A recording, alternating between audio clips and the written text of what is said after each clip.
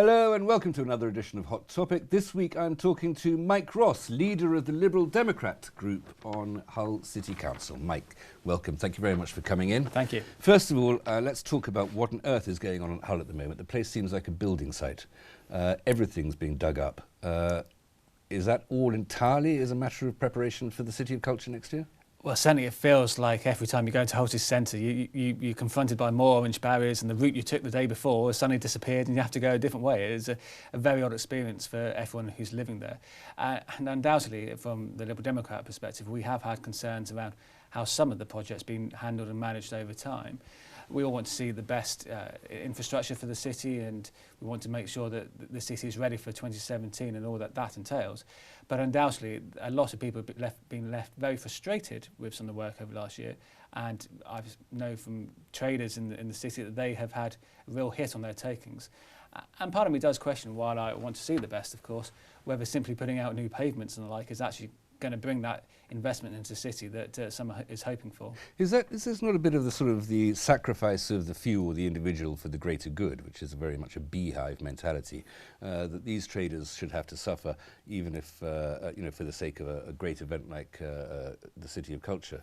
It's still a bit of a persecution on those poor people who their business is effectively persecuted in pursuit of that goal. And indeed, the people who are able, of course, to shoulder the burden more are often the bigger players, whereas the smaller independent traders and so on, who have perhaps just one shop, if their taking a hit substantially, they won't be able to take the pressure of the they won't be able to survive until the benefits come. And quite, and undoubtedly, you look around the city centre, it is a quieter place at the moment. And I do hope that, of course, that when the work is finished and we have a glorious-looking new city centre, that people will come back. But there's undoubtedly been a lot of people who have been very badly affected by the works over the last year. Had the Liberal Democrats been in power on Hull City Council, would you have done it differently? Well, I'd like to think there'd certainly be different approach and management. And also for me, working closer and better with local traders in the city, I think that's something that has let this whole process down over the last year or so. The City of Culture itself is a tremendous expense. We may optimistically regard it as an investment in that it should bring more money in. Again, with the Liberal Democrat policy, would that have differed in any way to the Labour administration that Hull City still has at the moment? Well, City Culture is a fantastic opportunity for the city. We want to make sure that everybody gets the benefit from it. And I think for me, that is the key thing. The real test for this, for City of Culture, and whether it has been a success or not, will be whether everybody in the city felt that it was their event, that they had some ownership of it, that they were able to take part, be it a question of going to events that are taking place at the city centre, or actually about events taking place in their local community. Now yet, while the first part of the programme has been announced, I still get the sense there's more that can be done to make sure that everybody in the city can get to benefit, and that all parts of the city will be touched by the City of Culture over the next year. And I'm sure everybody will have an opportunity at least to enjoy the City of Culture and an opportunity to be culturally enriched. I meant more along the straight old pounds, shillings and pence though. I mean, it's going to cost some people more than it brings in, isn't it? In terms of in terms of what the cost to the city is going to be, well, for instance, the great museum of orange barriers that has become, and everything else, and they're not necessarily going to benefit. I mean, maybe some people just don't like music or Shakespeare. Yeah. I mean, undoubtedly, whatever the City Culture organisers do, it won't be for everybody, and I accept that, and I think to an extent they accept that. I think as long as everybody has the opportunity, then that's good. In terms of the pound, shilling and pence, as you put it, undoubtedly it will be an expensive event. But the signs are encouraging likewise. In terms of the budget that they set has been far exceeded in terms of the amount of income they've got for the project so far. And we're talking a multi-million-pound project here. What is encouraging is the organisations that have come on board, the different businesses in the local sector and on a wider sense as well. Undoubtedly, you always want more. As a politician, I'm always after more for the local people. But the signs are still encouraging as to what City of Culture will offer. It's only 1 year, though, 2017. How does the City Council ensure, and I should emphasise that you're in a minority party, the Labour Party's got about twice as many people as you are, and they're in overall control. But how would you advise the City Council or advocate the City Council to be ensuring that benefit lasts forever, not just for 12 months. No, indeed. And I think for me, the real test will be what comes next. Well, of course, we want the year to be a great event. We want people to enjoy what's on offer and be able to take part. What comes next is really, as you say, important. And for me, there's some aspects which I think are being covered, things like more volunteer opportunities and more cultural events taking place.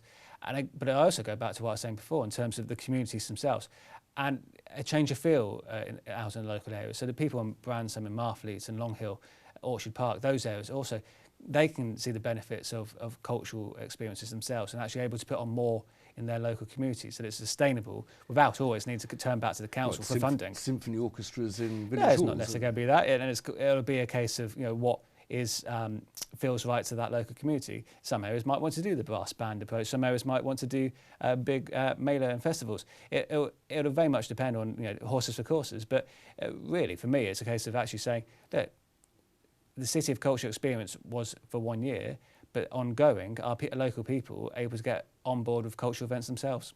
Well, that's the cultural events for the benefit of the locals and the locals in the periphery of the city as well, and further out in the wider East Riding. But what about in terms of the City of Culture bringing in lots of money, because it's bringing in lots of people, lots of spectators, I suppose lots of performers as well. That's a chunk of the economy. But what about after that, bringing in outsiders and I their think money? the interesting thing about that is actually City of Culture, if it succeeds on that front, what it will do is raise awareness of the city of Hull, not just say because the performance of otherwise of the football club or because of some bad news stories, but actually because people are thinking about what's going on in Hull for this year. I've got friends who live across the country who have been in touch with me knowing about the events of City of Culture and that it's taking place and have heard of Hull because of that. Now, What, they'd never heard of Hull before? well, I'm not saying never heard of Hull, but it's becoming becoming in terms of their awareness of the city is through this event taking place. When the launch event was taking place back in September, the amount of coverage it got on local, regional, but national media as well was tremendous. And I think all of that adds to getting the awareness of Hull in place. But if you look at things like the Siemens investment that took place in Hull, things like that, now that in itself is not the magic bullet, but combined with things like the City of Culture, things that are taking place in the city, it's about raising... about the City of Culture, how does that help? Well, it's about raising the awareness of the city for the key organisations. The BBC, for example, they're going to be a big player as part of the City of Culture events. It might seem minor, but the BBC putting Hull on every weather map, for example, is a demonstration of actually the importance of the city on, but not just a local regional Let's scale. not advertise rival television stations here. My apologies. But that's right.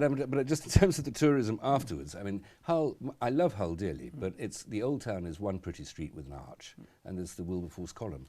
What else is going to bring in tourists? The Jeep, I suppose, and that's it. And I don't wish to be. Well, it's interesting that historically, and I don't know the latest figures, but in the past, Hull has actually always had a high number of day visitors comparative to its size. Now, for me as a Liberal Democrat, I think much more can be done to actually improve that local offer. Now, partly that's about recognising what we've got already and investing in it, but also about promoting it on a regional, say, or a national level. City of Culture help with this, but there's much more than simply a City of Culture. But as you say, the different tourist attractions that already exist in the city and getting more public awareness of them. There's public awareness nationally and I suppose internationally as well, one would hope. You do have, for instance, the Ferrens Gallery, which is an international standard art gallery, which nobody knows about outside Hull. Which is nice to get the quiet galleries to yourself. There's also the infrastructure. We talked about the roadworks at the beginning, but there's not just the roads within Hull, the roads coming into Hull. They're not great. How do you invest in those? And has the City of Culture justified further investment there? I think well, not just roads, there's also rail as well. And you look at the issues to do with the rail network, and undoubtedly not enough has been done, perhaps, to get the rail electrification issue sorted out. There needs to be more work to actually make sure that the A63 and the rail network into Hull is fit for purpose. But the other thing about it is actually changing the thinking on some of this, and actually so often Hull is seen as the end of the line. Well, actually perhaps it should be seen as the beginning of the line, and actually it's about exporting out from Hull and what Hull has to offer other places. The position of Hull is actually fantastically placed with a port. As a Hull City Councillor, you want to encourage people to leave Hull? No, I want to encourage the idea that from businesses in the city are able to actually sell their products on a wider scale, and there are many businesses in Hull doing that, but also it's about getting the message to other people to say, there's stuff in Hull you can come along and get. The problem is, though, for you, is that infrastructure outside Hull is outside also the jurisprudence or the jurisdiction of Hull City Council. Whatever party you're in, you're a bit impotent in the face of the forces of nature there. Well, I mean, this is one of those areas where Hull has to be good at working in partnership. And as an example of this, it's a bit off topic, but it's related. Yeah, There's the issues around the what sort of devolution arrangements would Hull take part in. And actually, so far, there's been minuscule progress for Hull in terms of getting any sort of arrangement in place. There's been talk about Hull taking part in a Greater Yorkshire setup, which no one else seems to want. There's ones around perhaps joining the West Yorkshire one, which seems very odd when we're over on the East Coast. There's talks about North Yorkshire, East Yorkshire and Hull and York. Well, Nowhere so far has it actually got to a solution. We'll talk about the Northern Powerhouse maybe a little bit later, but we must stop there, I'm afraid. Join me again in a couple of minutes.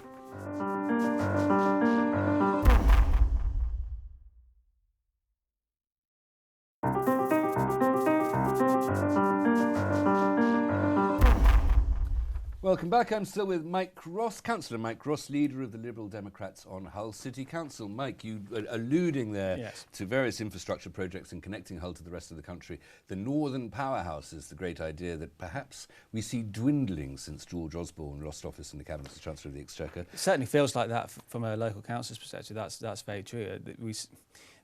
This government's position is shifting in a number of areas in terms of what the previous one had, and I think this is one of those areas where that's the case. The Northern Powerhouse is rightly an important agenda for use of that sort of language, but Hull is still in danger of being left out in the cold in terms of any sort of deals being set up. And fundamentally, the part of the problem we get is that actually there's a sense no one actually wants to work with Hull City Council, unfortunately. And Why not? Why are you so horrible? Why are you the unpopular boy at school? I mean, I would have to say the impression is about the current leadership of the council not wanting to work with them now, and that saddens me greatly. Okay, well, well done for getting the political point there, and we will come into that a bit more. But if you were in power in Hull, how would you either be insisting upon or at least advocating that Hull is further integrated into the Northern Powerhouse? Is it just, I mean, what does that phrase mean to you? Is it just an infrastructure project, or is there something more nebulous to it than just building roads and railways? Well, I think, first off, you're right to really ask what does it mean, because I think everybody uses it perhaps has a different meaning when they do so, and I think that is part of the problem. For us, I think there needs to be more clarity around what is actually being sought here. In terms of any sort of devolution agenda, I think we are open in terms of different approaches and different setups. I think we would happily look at the North Yorkshire, East Yorkshire, York type setup. We would consider a Greater Yorkshire one, but I don't think there seems to be much love for it out there. One of the key lines for us, though, is the concern around mayoral role in this and having a mayor for whatever setup takes place. For us, our experience of investing considerable power in one individual leads to us some concern around that sort of approach, and that would be a real concern for us as part of any deal. I think one of your slight conundrums in terms of Yorkshire devolution is that you're politically, the people of Hull identify as Yorkshire people, as North Bankers on the Humber, and looking in that direction, but economically, you are a Humber port, and you are in logistics, shipping, trade, international work. Economically, you're bound to the estuary itself, and nobody wants a political Humber side again. But the economic centre of gravity for Hull is the Humber. The political centre of gravity is Yorkshire, and that potential's there. Now that's schizophrenia, isn't it? Well, no, I think it's about recognising the sort of conflicting demands and conflicting areas of interest, but it's about finding ways of making them work, and that again comes to sort of a sensible partnership approach. I think there are definitely opportunities for working on a cross Humber basis, but it's again going to be a case-by-case way of doing that. And interesting, what you don't mention there, of course, is that the South Bank authorities of Lincolnshire have looked south towards Lincolnshire and so on, and I appreciate there's been some changes recently in terms of what potential deals might happen there, but it's around actually recognising, well, on some things we can work together and some things it makes sense not to. You mentioned that you regret the current leadership of Hull City Council, unsurprisingly as the leader of the main opposition party there. Isn't democracy awkward, especially for the Liberal Democrats, nationally and locally at the moment, but there is the possibility of change with the Boundary Commission changes coming in. First of all, let's talk about the Boundary Commission changes of the wards for Hull City Council. If those changes were to come in, you'd lose a couple of councils. The whole council would lose a couple of councils. A couple of councils smaller for a start. Don't think that would be regretted by anybody. This is an attempt to try to eradicate gerrymandering and make sure there's an equality of sizes, of numbers of voters in each ward. Do the Lib Dems come out better from this or worse? Well, I mean, first of all, the Conservative group on the council do actually want to keep the current number of councillors. I think they would probably even go up in numbers. So, and I've said so in council meetings. So there are a few who disagree of going down. We're quite comfortable with the idea going down 57. In terms of Lib Dem prospects on this, well, if you look at this year's local elections, when we went in and we actually increased our representation on the council, if that had been an all-out election this year, we'd probably be around the 24 to 27 mark out of the current 59. I'm pretty confident that on whatever boundaries come up, the chances for Liberal Democrats look good. And that, yes, undoubtedly the boundaries themselves can have an impact on these things, but the more important thing is the fact that by then we'll have had 7 years of an unpopular Labour administration who have basically gone back on every word that they've said. But the people of Hull are turned to give their democratic opinion every few years, or every year, in fact, every year apart from an off year. So for 7 years, an unpopular administration that has for 7 years been supported by the electoral process. No, if you look at what's happened in elections in Hull in the last few years, obviously 2011 was not a great year for Liberal Democrats up and down the country as well. But in 2012, we had a tremendous election and we defended 7 of the seats, having only defended 2 the year before. And as I say, this year we actually increased our representation in the council, and it shows that we are the party that's got the momentum in Hull, as I'd say, in a number of places across the country as well. Let's talk about the parliamentary seats as well. The Boundary Commission's having a look at that, reducing Hull from having 3 seats to 2. And I think the seat that would disappear is the seat currently held by Alan Johnson. But I'm not sure that he would not so much disappear, but increase the East Riding element in the constituency, take in some more of the East Riding and have some of the Hull West elements still. Well, that would make it a less safe Labour seat, but would it perhaps also make it a more safe Conservative seat? You don't really have a dog in that fight. No, I think we could see that being a very a seat that we would certainly fight hard in. I'll put it no stronger than that, but it's certainly a good hard. No politician ever says we're going to fight weakly. Well, I think in that one you'd certainly see a very strong Liberal Democrat campaign. We would fancy our chances in that one, that's for sure. Talking of fighting hard, I noticed that there was a report on the 20th of August this year in the Hull Daily Mail that you were throwing down documents, smashing them down onto the table in a scrutiny meeting. Is this a UKIP tradition you're taking in here? If you you go outside and settle your differences like a man. I would sort of caution reading too much into that particular report. I simply put down on the table a particularly thick, heavy bundle of papers, and it made a bit of a noise when it did so. I would be careful of certain individuals twisting their words in that report. This was in clumsiness, not in anger. Well, I wouldn't even go that far. All right, okay. We'll take one of the main things that you've been doing on the council is opposing, or saying that you're opposing the Labour administration's cuts, and those cuts, of course, are imposed on the Labour administration by reductions from the central grants that the city gets from central government. Well, to an extent, yes. I mean, we have to recognise, of course, that the council's finances is largely dictated by how much it gets in from the government. I don't dispute that. However, at the same time, if you go back to when they came into administration back in 2011, they made grand promises around reversing all the cuts that the previous Liberal Democrat administration made, and they did make some changes. The effect of those changes are now really coming home to roost all these years later, and they've built in a number of pressures on the council's finances. Combine that with a number of overspends that this council has had over recent years and basic mismanagement of the council's finances. So, while undoubtedly there's been cuts from the government, the way that this Labour administration handled the finances have really been, frankly, shocking and has led to the situation where we now find ourselves in. So were you again back in power, where would you get the extra money? If you want to spend more, where would you find it? Well, again, it's not necessarily about having extra money. It's about being more efficient with the money that you do have and actually prioritising better in terms of what you want to spend on it. And it's really interesting that the Labour administration, as I say, came in with these great promises around fighting all the cuts and reversing all the changes that we'd put in place. Whereas now we have the situation where the Labour administration are basically, we have to make these cuts, and if you don't like it, tough. In fact, one Labour council said in council, it's going to be tough, and get used to it. And that's not really the sort of attitude you want from the ruling administration for the residents of this city. Is it not the only attitude that any ruling administration can have? I mean, he's right in saying that there isn't much choice, is there? Philosophically, it should be about having an administration that wants to work with local people and not antagonise and annoy local people in terms of how they're implementing these things. I congratulate you on your desire for a philosopher king for Hull, which I'm sure is quite right. Very briefly, we can just talk about the position of the Liberal Democrats, your party more generally. You can get all the Liberal Democrat members of Parliament into 2 taxis now. 18 months ago you were in coalition in government. Are the Liberals dead? Is it finished? Far from it. In fact, if you look at what's happening across the country since the general election last year, the party membership has more than doubled in size. If you look at by-election results and council elections across the country in the last few months, we're the only main party to actually made net You gains. won a About seat in 20. East Yorkshire. Indeed, just the other- I was other- a while part ago. of the campaign to get Dennis Healy elected on to East Riding Council, and it showed they're coming from fourth to first, just what we can do. Growth in membership, as the Labour Party demonstrates, doesn't necessarily mean a growth in electors generally. Which is how or we've in been more electoral effective success. getting all these by-election results. Is the centre ground in British politics itself emptying of voters, in that the Conservative Party seems to be dragged to the right, poor old Theresa May having no choice, for people like Liam Fox and David Davis compulsory in her cabinet, Labour Party going off to some sort of wonderful, you'd mentioned philosophical, but they're having sort of top room with a pub tutorials rather than Very policy-making introspective sessions. approach. Yeah. But the centre ground is empty, and yet you don't seem to be filling it, or at least you don't seem to be getting other people to come and join you there. I think what is clear, if you look at the results in the Witney by-election last week, that was a demonstration that the growth of support for the party is growing. You came second. It wasn't a we horrible came second, but it we was came a still very good silver. second. And you look at what's happened with the growth of membership, you look at what's happened in the by-election results.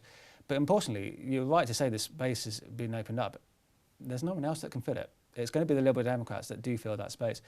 What's happening to the Labour Party, they've made that choice twice now, and they've made that bed so they can lie in it. They will slowly see themselves continue this fight within themselves.